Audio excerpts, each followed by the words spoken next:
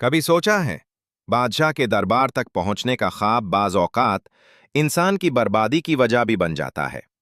शेख सादी एक ऐसी ही हैरानकुन दास्तान बयान करते हैं जो आज के जमाने के ताकत के दीवानों के लिए भी आईना है।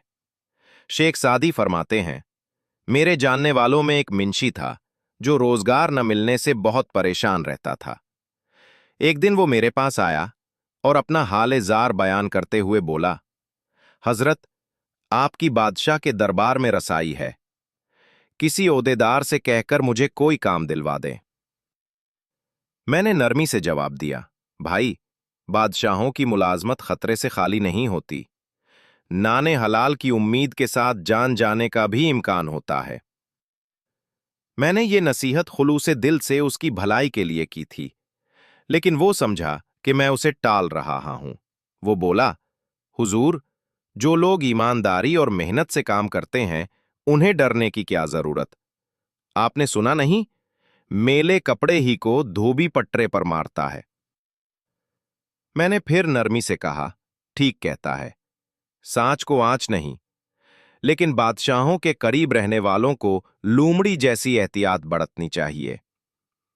फिर मैंने उसे एक मिसाल दी। एक दिन एक लूमड़ी भागी जा रही थी।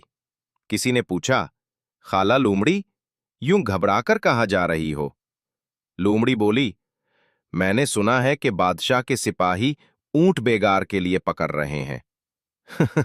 आदमी हंसा और बोला, ये तो ऊंटों की बात है, तू क्यों डर रही है? तू तो लूमड़ी है।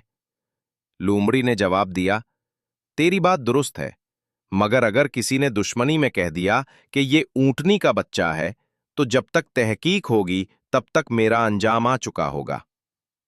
यही बात दुनिया पर लागू होती है। जब तक इराक से तिर्याक आएगा, बीमार मर चुका होगा। मेरी बात बिल्कुल दुरुस्त थी, लेकिन मिंशी अपने फैसले पर कायम रहा। मैंने उसकी हालत देखकर आखिरकार बादशाह के दफ्तर में उसे मुलाजमत दिलवा दी। शुरू में तो मामूली ओहदा मिला, मगर चूंकि आदमी लायक था, जल्द ही तरक्की पा गया। इज्जत, दौलत और आराम के दिन आ गए। कुछ अरसे बाद मैं हज के सफर पर रवाना हो गया। जब लौटा तो देखा कि लोग मेरा पुरजोश इस्तकबाल कर रहे हैं, मगर वो मिंशी परेशान हाल खड़ा था। मैंने पूछा, क्या हुआ भाई? वो आह भरते हुए बोला, हजरत, अब समझ आया कि आपने जो फरमाया था वो बिल्कुल दुरुस्त था। मैंने अपनी मेहनत से तरक्की की, मगर हसद करने वालों को मेरी कामयाबी बर्दाश्त ना हुई।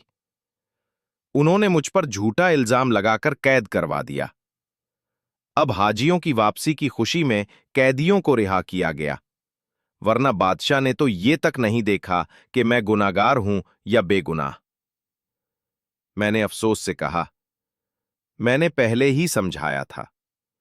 बादशाह का कुर्ब समंदर के सफर की मानिंद है, जिसमें फायदे भी हैं, मगर डूबने का खतरा हमेशा रहता है। जो शख्स अहले दानिश की नसीहत नहीं मानता, आखिरकार मुसीबत में गिरफ्तार हो ही जाता है। अगर जहर सहने की हिम्मत नहीं, तो बिच्छुओं के गांव में कयाम मत कर। ये नसीहत आज के जमाने पर भी सादिक आती है। ताकत और इक्तदार का कुर्ब बज़ाहिर शानदार लगता है, मगर जब तक इंसान में पूरी सलाहियत, ईमानदारी और सब्र ना हो, ये कुर्ब किसी जहर आलूद तोहफे से कम नहीं।